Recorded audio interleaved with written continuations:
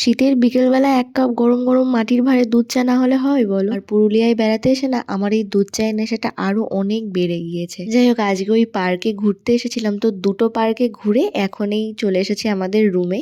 এত তাড়াহুড়ো করে ব্যাগ ট্যাগ নিয়ে চলে এসেছি যে সবকিছু ভালো করে গুছিয়েও নিয়ে আসা হয়নি। তো এখানে এসে দেখি আমি আমার ক্লিনজারটাই নিয়ে আসিনি, তাই জোগাড়ই বলতে পারো। এই অলিভ অয়েল ছিল, সেটা দিয়ে আমার মেকআপটা পুরোটাই রিমুভ করছিলাম। আর আমার যেহেতু সেনসিটিভ স্কিন না, তাই সেজন্য সাথে শুতে যাওয়ার আগে অবশ্যই মুখটা ভালো করে ক্লিন করেই ঘুমোতে হয় আমাকে। আচ্ছা, এরপরে একটা ওয়েট টিস্যু দিয়ে পুরো মুখের যত ডার্ট ছিল, মেকআপ ছিল, সবকিছু রিমুভ করে নিয়েছি। আর এই হ্যাকটা না তোমরা অবশ্যই ট্রাই করে দেখতে পারো। আমি বলছি বলেই বিশ্বাস করো না, নিজেরা একবার ট্রাই করে দেখো।